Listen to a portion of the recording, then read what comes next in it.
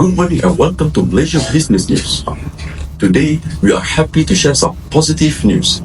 Malaysia is showing encouraging growth in small and medium enterprises or SMEs.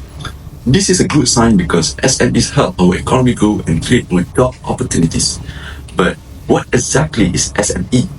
SME means small and medium enterprise. These are businesses that are smaller than big companies, but they are very important. SMEs support local businesses, provide jobs, and help our communities. To understand more about how SMEs work, we now go to left to our reporter, Mr. Hafizul, who is at the local SME to speak with the business owner. Thank you, Mr. Syed. Now with me, Mr. Afizul, the reporter from the news. So, many SMEs in Malaysia are facing major challenges. Even the economy shows signs of recovery. Rising costs, shrinking profit margin, and difficulties in adopting technology are among the major issues. So, especially for rural SMEs, they have they have difficulty in adopting digital assets, while the other company face delayed payment that affect their cash flows. So this is not just headline; they are real life problem that many owner business facing. So joined by me, Miss Alifa, the owner of the business. So Miss Alifa, how are you? I'm good, thank you. Okay. So for the audience who might not even know what is actually SMEs, can you explain a little bit more about SMEs? What is actually SME? Thank you for having me. In Malaysia, SMEs must be registered with SSM or an equivalent body. They're defined by sales turnover or the number of full-time employees. For example, a micro-enterprise is a business with less than 300,000 in annual sales or fewer than 5 employees. For small and medium categories, the thresholds are higher and vary by sectors, usually shown in a reference table. Importantly, if a business fits into different categories based on each criterion, the smaller classification applies. So Miss Alifa, as a business owner, what are the challenges that your company faced recently? There are quite few, to be honest. First, for those of us in rural or less developed areas, digitalization is a bit harder. Poor internet infrastructure, high software costs, and limited access to government support make it difficult to adopt digital tools. So digital adoption has been a nationwide push. So that hesitation really affect competitiveness. What are the issues as a business owner you see? Another major concern is cash flow and payment delays. Delayed payment from clients put pressure on our operation, especially when we need to pay suppliers, staff, or even keep the lights on.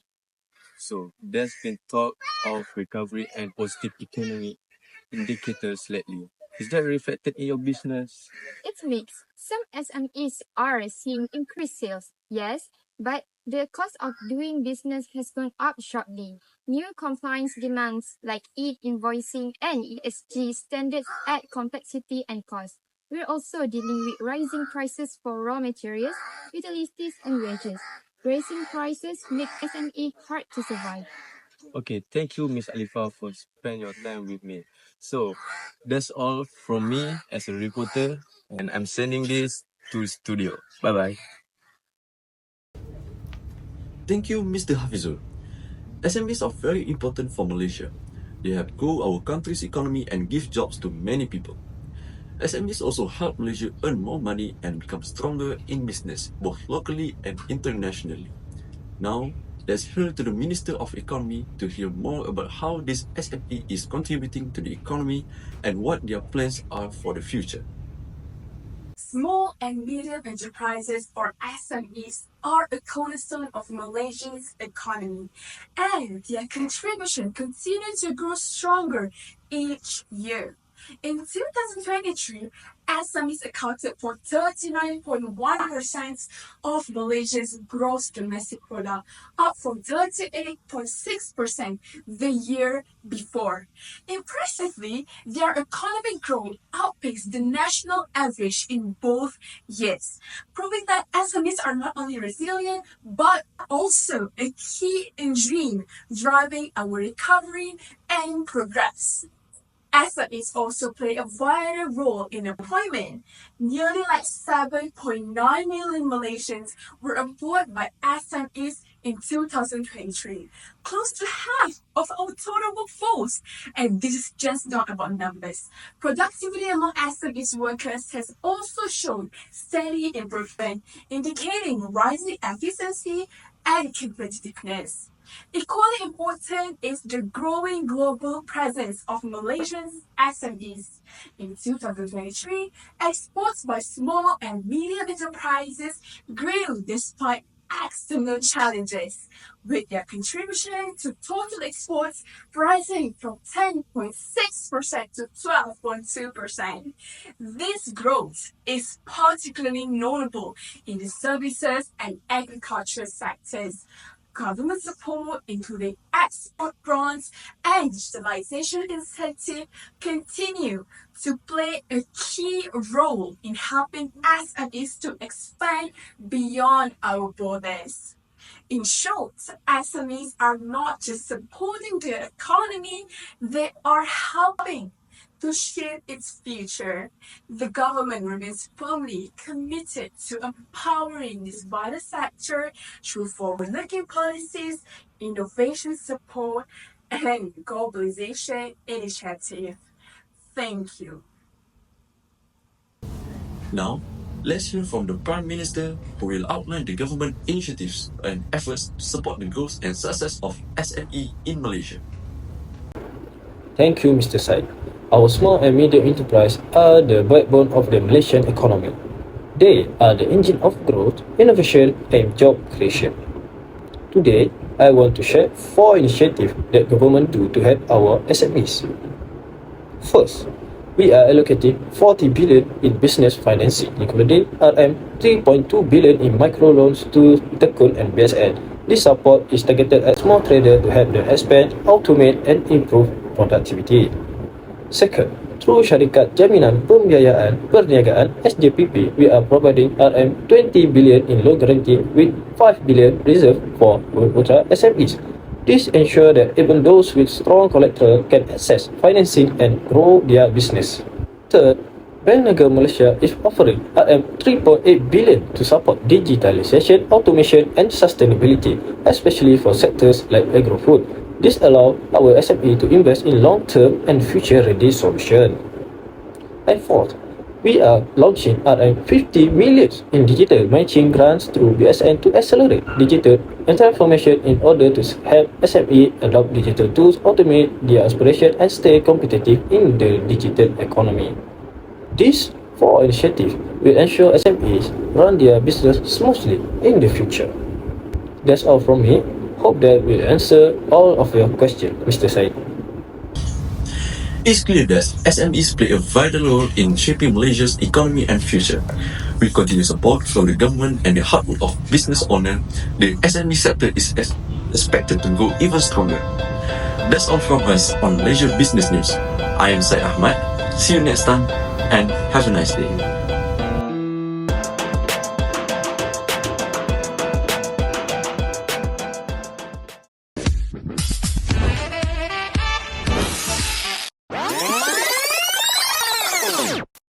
Hello and welcome to Business Talks, where we discuss real-life business challenges. Today we're talking about why some small businesses get their loan application rejected by banks. With me are Mr. Amma and Mr. Nine from the credit approval team at a local commercial bank. Welcome and thank you for joining us. Recently, your team rejected a loan application from a small business that wanted to expand. Can you tell us why the application was not approved? Yes, thank you.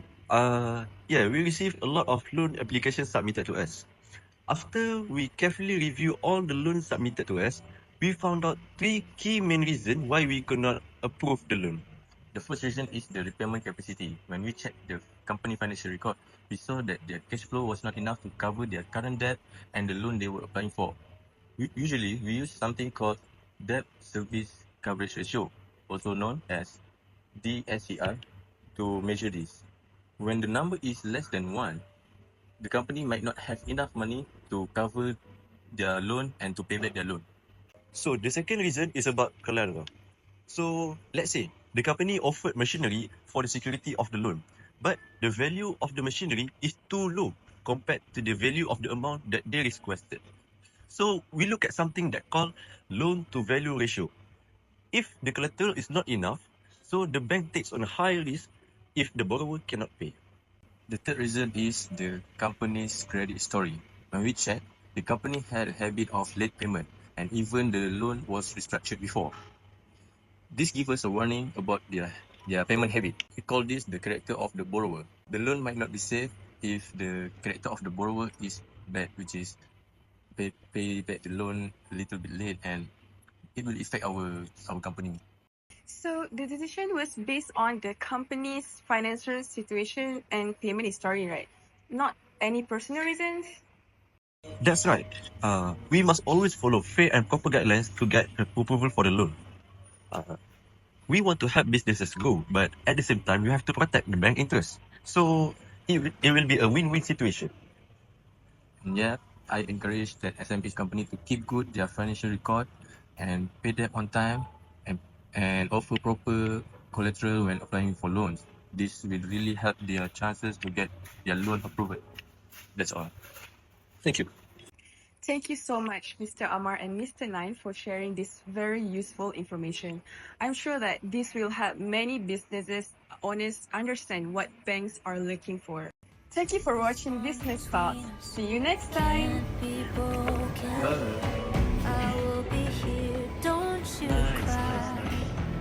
That was a nice touch.